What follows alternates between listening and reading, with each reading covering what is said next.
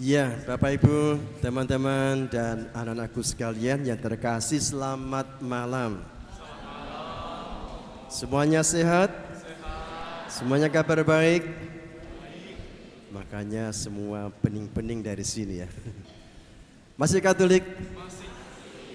Baik. Ini adalah hari Minggu ke-33 atau minggu terakhir dari tahun liturgi tahun C. Besok hari Minggu depan itu adalah Hari Raya Kristus Raja Semesta Alam. Itu merupakan hari simpulan dari tahun liturgi pekan ke-34 sekaligus Hari Raya Kristus Raja Semesta Alam. Lalu minggu berikutnya itu adalah masa Advent, yaitu tahun liturgi yang baru, tahun A ya. Jadi kita mengenal ada 3, tahun A, tahun B, tahun C. Sekarang ini kita di akhir tahun C, lalu 2 minggu lagi ya, Advent itu adalah tahun A, tahun baru liturgi dalam gereja Katolik ialah tahun A itu. Nah Bapak Ibu dan teman-teman terkasih, di akhir pekan ke-33 ini kalau tadi kita menyimak dengan sungguh-sungguh, mendengarkan dengan sedemikian rupa, maka lalu kita bisa mengatakan bacaan ini seram. Seram, jadi terkesan menakutkan. Kenapa menakutkan? Dalam bacaan pertama tadi dikatakan demikian. Sungguh hari Tuhan akan datang menyala seperti perapian. Ya ini orang yang gegabah yang berbuat fasik akan menjadi seperti jerami.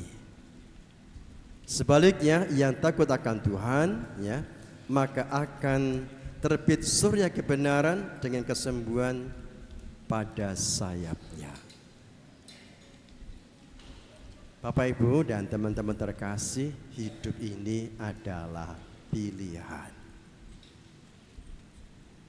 Hidup ini adalah pilihan.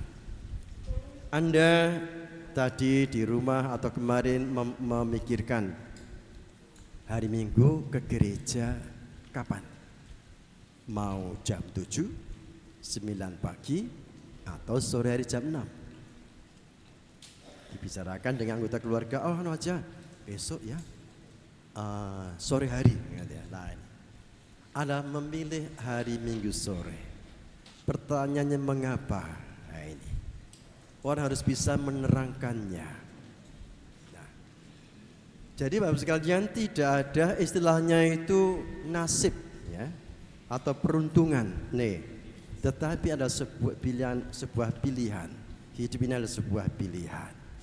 Apa yang kita pilih ini selalu ada konsekuensi dan risikonya. Konsekuensinya ialah mungkin tadi ada berita, wah ada sepak bola bagus gitu ya, atau ada acara yang lain, tapi sudah diputuskan sekeluarga ikut misa Minggu sore, ya sudah. Risikonya siapa tahu mungkin kalau hujan, puji Tuhan ini tidak hujan, berarti lumayan.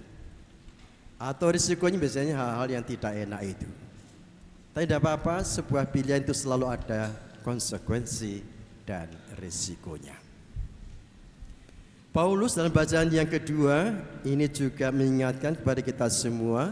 Dia mengirim atau menulis surat kepada orang-orang Tesalonika. Paulus itu mengajarkan kepada seluruh jemaat untuk setiap orang harus bekerja. Orang tidak boleh menganggur ya. Bekerja pun adalah sebuah pilihan. Bekerja sebagai apa? Hasilnya berapa enggak penting, yang penting bekerja. Apakah Paulus juga bekerja? Dia bekerja. Apa pekerjaannya Paulus? Menjadi tukang pembuat tenda. Jadi pagi, siang, agak sore gitu, dia membuat tenda dan menjualnya untuk para musafir, untuk orang-orang lain yang pengen memiliki tenda untuk ia jalan-jalan kah, untuk ia mengembara, maka Paulus ini bekerja dengan teman-temannya. Dia juga dibantu oleh banyak orang. Jadi dia itu bekerja. Maka Paulus mengatakan, barang siapa tidak mau bekerja, terus barang siapa tidak mau bekerja, kurang banter ya. Barang siapa tidak mau bekerja, janganlah ia makan. Ini teman sekalian. Jadi teman-teman sekalian, Bapak Ibu yang punya anak-anak kecil, tolong anak-anak diajari bekerja. Kerja tangan apalagi. Saya ini setiap kali pindah ke paroki-paroki, saya sejak dulu itu suka nyuci piring, nyuci sendok, gelas. Komentar orang gini, Romo kok nyuci piring, Romo kok nyuci sendok dan sebagainya. Ini apa? Ini mengabadikan orang tua. Dulu orang tua ngajari harus bisa bekerja. Kalau nggak mau bekerja jangan makan. Nah ini.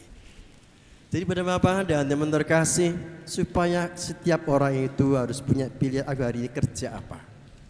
Entah itu cucilah, atau membersihkan ruangan, atau kamar dan sebagainya. Yang penting orang harus bekerja. Amin. Usahakan tetap bekerja ya, supaya bisa dan kita boleh makan. Juga nasihatnya Paulus.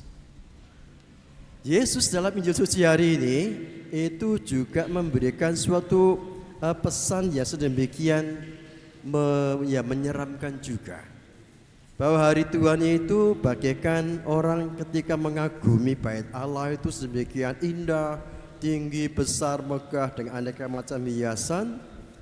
Ternyata memang itu hancur beneran bait Allah itu tahun 70 itu di bumi hanguskan. Jadi perkataan Yesus itu benar, dan Yesus membangunnya dalam waktu 3 hari. Wah ini luar biasa, ini menyeramkan banget. Nah Ibu dan Bapak dan teman terkasih, hari Tuhan itu perlu disikapi dengan sungguh-sungguh. Maunya sih kita ini ya hidup enak terus, sukses terus, ya toh, berhasil terus, hidup terus, ya toh, sehat terus. Ternyata apa yang kita harapkan ini bisa berubah. Bahkan pula termasuk kematian. Kematian pun juga sesuatu yang terjadi. Jadi jangan lupa bahwa kematian itu milik kita juga. Suatu saat Anda dan saya juga akan meninggal. Maka selagi kita masih hidup, diingatkan akan hari Tuhan ini perlu diperjuangkan dengan sungguh-sungguh. Hidup adalah pilihan. Aku hari ini harus mengatakan apa? Bekerja apa?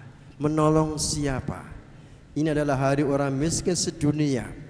Siapa yang akan aku tolong? Siapa yang akan aku beri makanan dan sebagainya? Supaya apa? Supaya mereka yang kelaparan bisa tersenyum, bisa gembira, bisa bilang terima kasih. Jadi Bapak sekalian, setiap orang yang mengaku murid Kristus hendaknya mempunyai kegembiraan dalam berbagi. Bukan karena terpaksa, sungguh aku mau berbagi supaya orang bisa tersenyum, gembira dan bahagia. Nah, manakala orang tidak berhasil, jangan mudah putus asa. Tetap harus berjuang, sebagaimana dalam kalimat terakhir dalam bacaan Injil hari ini, kalau kamu tetap bertahan, kamu akan memperoleh hidupmu. Jadi orang perlu bertahan. Mana gagal bangun lagi, mana susah harus berusaha mencari jalan-jalan baru. Jangan mudah putus asa. Amin. Nah, ada sebuah nyanyian yang menarik untuk kita cermati. Mari kita nyanyi sama-sama. Apa lagunya? Tuhan tak pernah janji langit selalu biru, tetapi Dia berjanji Tuhan menyertai. Tuhan tak pernah janji jalan selalu rata, tetapi Dia berjanji berikan kekuatan. Tahu lagu ini? Oh, nyanyi sama-sama dengan suara yang nyaring ya. 1 N.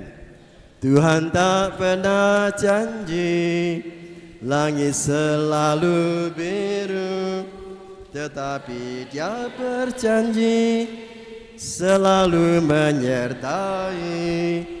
Tuhan tak pernah janji jalan selalu rata, tetapi Dia berjanji berikan kekuatan.